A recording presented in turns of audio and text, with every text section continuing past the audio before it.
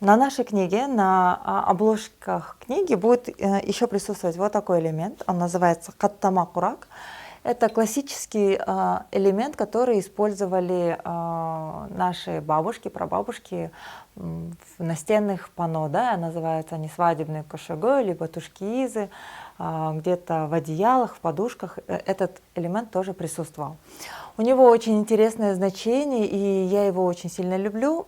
Классический каттама курак — это как здесь, черно-белый и красная серединка. Красная серединка символизирует очаг внутри юрты. Это огонь, это питание, это защита, это тепло. Это то место, где вся семья собирается и делится своими новостями, радостями, печалями. То есть для кыргызского народа центр юрты — это был такое символичное место.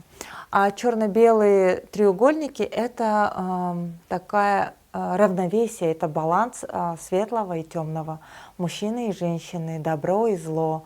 Это та гармония, к которой стремятся все люди, где кто-то осознанно, кто-то неосознанно. И именно делая этот узор, женщина хотела, чтобы в ее семье, в ее доме была гармония, был баланс и было равновесие. Любой треугольник, который присутствует в кыргызском кураке, он символизирует тумар. Тумар — это символ оберега. И черно-белые цвета — это как гозмончок. Это тоже как бусинка от сглаза, от всех, от дурных сглазов, чего-то плохого и так далее. Поэтому именно эти символы имеют такой очень сильный обережный смысл.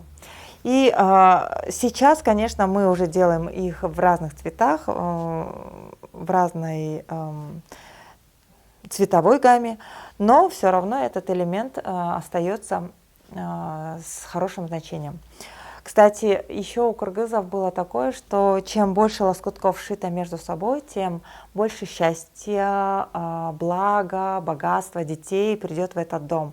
В нашей же ситуации для книги, да, мы хотим, чтобы чем больше лоскутков было пришито, тем больше, возможно, читателей, любителей курака, осознанных людей, которые берегут нашу природу и за разумное потребление, то есть они множились.